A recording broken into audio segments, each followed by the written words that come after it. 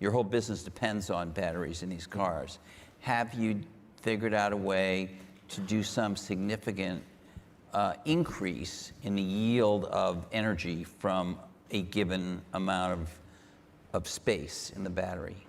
Well, yeah, I mean, the energy density is increasing sort of maybe on the order of like 5-ish% per year. And it doesn't sound like much, but you add that up over a number of years with compound interest, it ends up being quite a significant number. And a lot of people sort of think that, oh, well, we just sort of cobbled together some laptop batteries and somehow made a great car. But if it was that easy, then I think we would have quite a few competitors who did the same thing. But it's really quite a lot harder than that. Form factor, but the internals of the battery are quite different from what you would find in a laptop. And will be increasingly different with what's built at the Gigafactory, which is highly optimized for automotive, and has improved energy density. But mostly, it's not the energy density that's the issue, because you can buy, if you buy a Model S today, the range is around 300 miles, and that's quite a lot. So more than 300 miles at a time without stopping. Right. So I don't think we really have a range issue, and we could make a 400-mile range car today. Like, that wouldn't be too big of a deal. What really matters is decreasing the cost per unit of energy of the battery packs, so you can make the car affordable. That's actually the important thing. So there's really two main dimensions along which cost optimization and making something available to the mass market can be achieved. One is design iteration, going through multiple versions of something, and then the other is economies of scale. And you kind of need both of those things in order to make a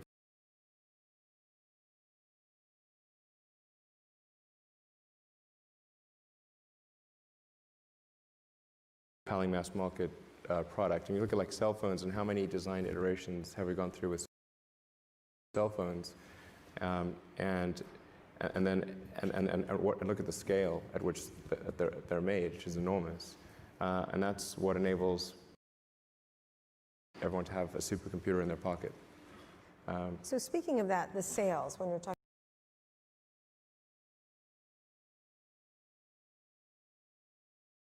about the sales, you have booked how many orders for? It's on the order of 400,000. 400,000. So 400, obviously, yeah, consumer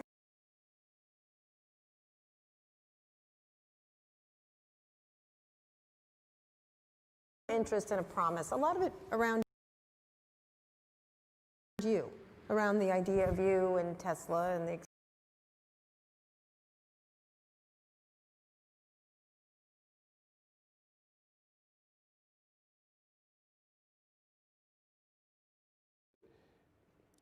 I mean, what Tesla's done, and we have a phenomenal team, there's like 15,000 people at the company, worked super hard to create compelling products, to create great cars. And we started off with the Roadster and then the Model S, and the Model S was rated by Consumer Reports as the best car ever. Got the Model X, which has had some teething issues, but I think is now at the point where it's really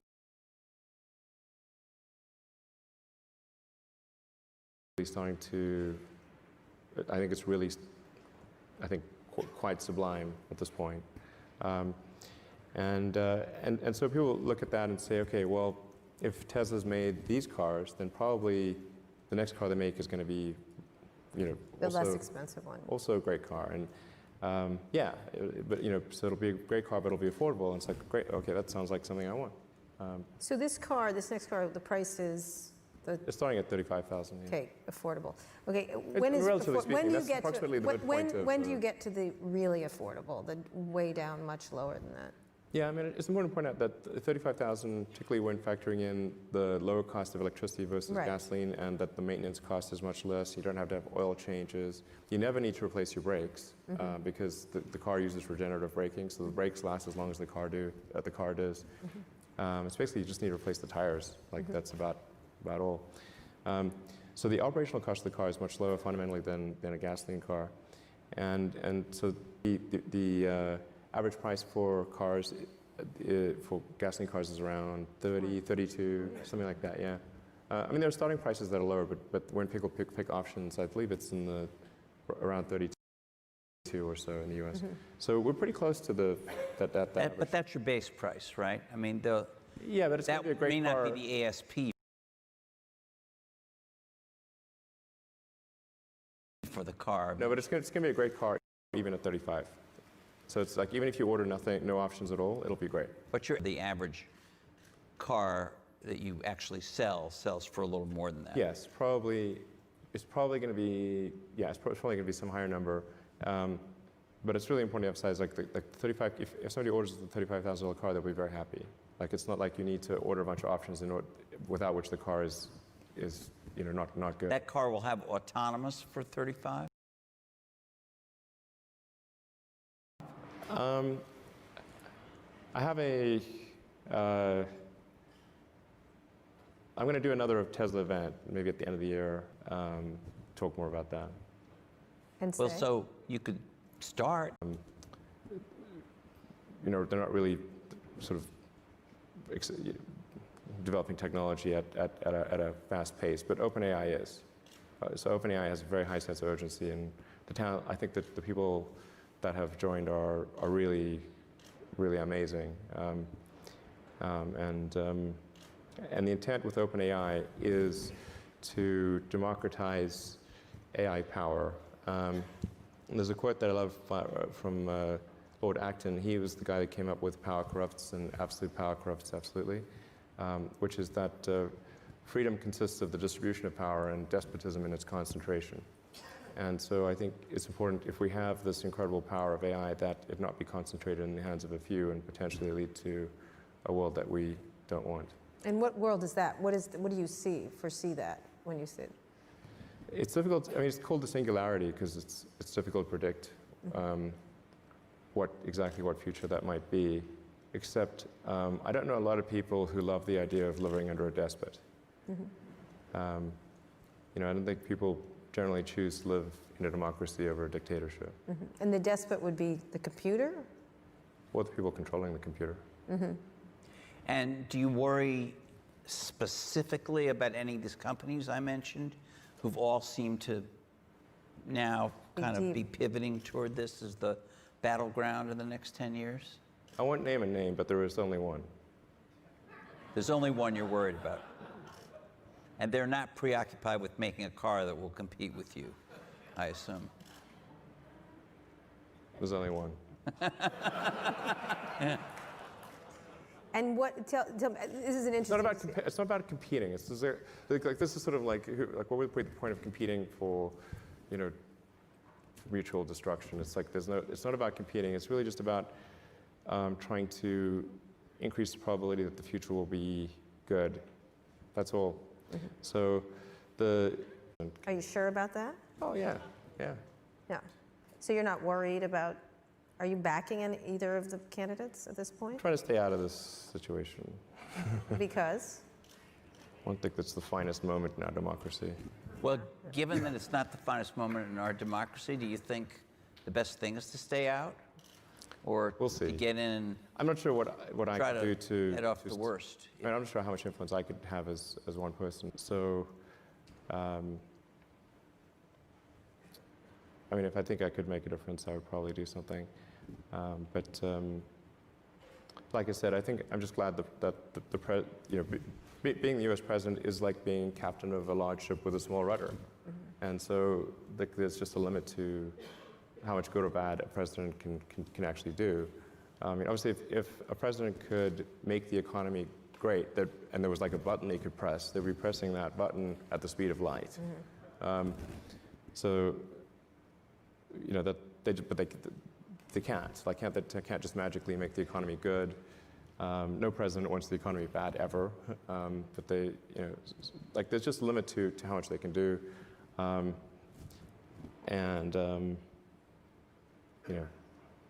I guess there is the nuclear thing, which is... Yeah, the nuclear thing. I guess there is the nuclear thing. Yeah, but I don't know. I think people, I don't think we would like just arbitrarily launch nuclear missiles. Yeah, Yeah. one would The hope. president can do that. I don't think so. Not President's the arbitrarily. I commander-in-chief. mean, I think that He's the commander-in-chief. you can just launch nuclear missiles whenever you want. Yeah. I think Congress would be like quite upset about that, and They might not be consulted. yeah, but I think like the military would be like, yeah, we really think Congress should be consulted on it before you launch a. Yeah. That might happen. That Preemptive could nuclear happen. strike. Are you willing? You're basing your faith in that, though. I'm quite confident that the military would not just, randomly agree to launching nuclear missiles at somebody. Well, that's calming. This is Yeah. pretty comforting, yeah. We're going to put up just very quickly, we'll end on Hyperloop. You've been involved with it. Your level of involvement is what at this point? Just Yeah, chief I know it's visionary? a bit confusing because You talked about it when you were here last time. yeah, I actually came up with the idea. I came up with an initial idea which turned out to be wrong. It wouldn't work several years ago, and then but I sort of shot my mouth off and said, oh, I think I have an idea that would work, and it turned out that didn't work. But with a lot of iteration, was able to come up with something where the physics hangs together. And then published the paper and just said, like, look, anyone who wants to do this is great. Go, be my guest. Because I sort of have my plate full running Tesla and SpaceX. Yeah, yeah. And so I think it'd be great. I mean, it'd be great to have any interesting new transport solutions, anything that gets people to their destination in a way that's safer, costs less, is more convenient. That'd be great. I mean, and so I think probably the most valuable thing that the Hyperloop paper that I published has done is to spur thinking in terms of new transportation systems. So it's not just, oh, let's have a fast train. Okay, that's not even as fast as what Japan did in the 80s. Like, okay, well, I don't see what the point of that is. Like we should really be trying to think of something that's. I think particularly in California, like we should be like saying, hey, what is the best? Well, let's invent something new that's way better than anything else. Do you want to shoot your mouth off about that? I mean, I'm not an investor in any of the companies that are working on it, and I've tried to be neutral because I'm trying not to favor one company over another, but just to encourage anyone that is interested to say that, try to give them moral support, and I hope they succeed. The only thing that I am doing on the Hyperloop front is like we're holding a student competition, and the student competition is really just aimed towards encouraging students to think about exciting new transport methods, and it's totally cool if they want to like do some architecture that's different from what I proposed in Hyperloop. And in fact, the winning team at the student competition that we held earlier this year used a different suspension mechanism than what I proposed, which is I proposed using essentially taking the air that builds up on the nose from the compressor and flowing that through air skis so that you simultaneously remove the drag from the nose and provide the pod. And that's also something that works well even at supersonic velocities. You can go. It's been demonstrated up to Mach 1.1 in terms of using air bearings as. But they use something different. Yeah, basically electromagnetic suspension. The reason I didn't suggest sort of any kind of magnetic suspension is that it's very important that the cost of the tube be minimized. So you really want, because the pod is cheap, the tube is expensive.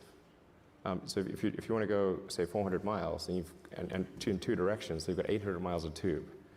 The critical economic optimization parameter is the cost of the tube. So you want that tube to be as low cost as possible. And so if you do anything that requires action on the tube side, it's going to make that tube much more expensive. So if you use air bearings, it doesn't change. Like that's real cheap. Yeah, so Do you think this is going to happen? yeah, I think something like that. I think something will happen in the future. I think if the companies that are trying to make it happen now, if for whatever reason that doesn't work out, then I think I might do something myself in the future. I don't want to do something. I don't want to sort of front run them. It's like say here's this free idea, and then meanwhile I go and do it myself. That wouldn't be nice. So, but if a bunch of people, if companies don't try it and it doesn't work out, then I think I'll try to just at least do a demonstration system. Okay, last question. Do you think tech has gotten more serious? How do you look at the tech landscape as someone who's well-known? You probably qualify as a visionary. The concept, where do you imagine we are right now in the tech space? And then we'll get to questions from the audience. I think there's a lot of innovation happening in many different areas. The advancements in AI, I think, are quite astonishing. The advancements in genetics are amazing.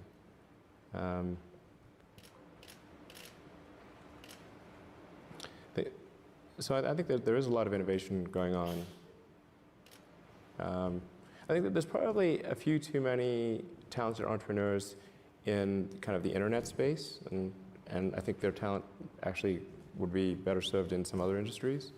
But I do think I don't think we're like facing some sort of low innovation period or anything like that. I think there's a lot of innovation going on. They need to move to other.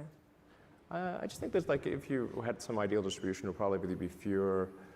Like there's just a lot of talent focused on the internet, and probably some of that talent would it'd be better to have some of that talent in other industries. That's about all. But there's tremendous amount of innovation that's happening. It's something that I think is going to be quite important. And there's not. I don't know of a company that's working on it seriously. Is lace. So going back to the AI situation, like this is quite an important debate. Like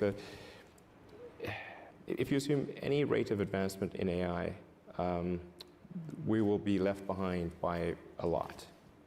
And so then we could be in, benign situation, but even the benign situation,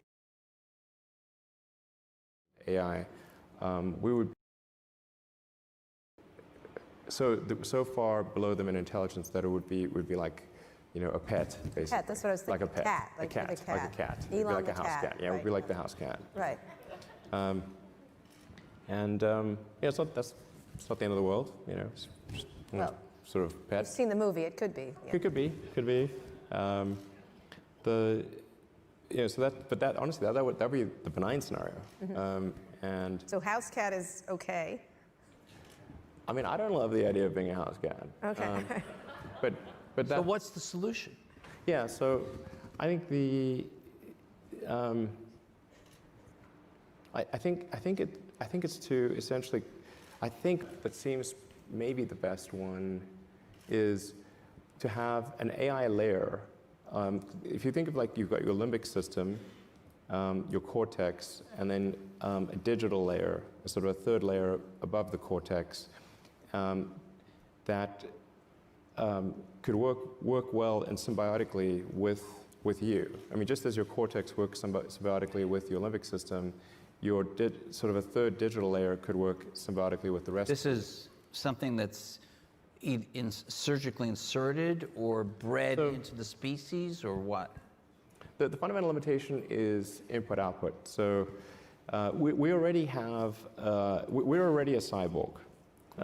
It's just that, you have a digital version of yourself or partial version of yourself online in the form of your emails and your social media and all the things that you do. And you have basically superpowers in that with your computer and your phone and the applications that are there. You have more power than the President of the United States had 20 years ago. Like you can answer any question, you can video conference with anyone Right. anywhere, you can send a message to millions of people instantly. You know, you can just do incredible things. And but the constraint is input output. So we're I/O bound, particularly output bound. I mean, like your output level is so low. It's like particularly on a phone, like your two thumbs are sort of tapping away. This is ridiculously slow. Our input is much better because we have a high bandwidth visual interface to the brain. Like our eyes take in a lot of data. So there's many orders of magnitude difference between input and output. So mostly, effectively merging in a symbiotic way with digital intelligence revolves around eliminating the I/O constraint. So it'd be some sort of direct cortical interface. And you called it a neural lace? Neural lace, yeah. It's totally not Google Glass, right? No, I'm talking about something but it's which... like you wear it? Or you... No, I mean, it would be... I mean, there are a few ways to approach this, but some sort of interface directly with your cortical neurons particularly. But doesn't that imply surgical insertion? Not necessarily. You could go through the veins and arteries because that provides a complete roadway to all of your neurons. Your neurons are very heavy users of energy, so they need high blood flow. So you automatically, with your veins and arteries, have a road network to your neurons. Still some kind of surgery, right? Yes, but you could insert something, basically, into the jugular and have. It gets macabre, but it sounds really easy and. It doesn't involve. Risk-free. It doesn't involve, like chopping your skull off or anything like that. That's good. Yeah. And plus, you're not a house cat anymore, right? Not a house cat. So, Right. I mean, essentially, if we can figure out how to establish a high bandwidth neural interface With ourselves. with your digital self, effectively, then you're no longer a house cat. All right. On that note, Just one. Probably Are you the benign outcome. That's probably the best outcome, I think. Are you interested in exploring this possibility that you have just laid? So somebody's got to do it. Somebody's got to do it. I mean, so somebody should do it. And I mean, if somebody doesn't do it, then I think I should probably do it. But. And the goal of this is to prevent there being an external AI, particularly one controlled by a small group of people that could be so much more powerful and intelligent than we are that the house cat it would be godlike in its situation capability. occurs. Yeah. Well, this has been really cheerful. Thank you. Yeah. But if we can establish. I was worried about asteroids at the beginning of this.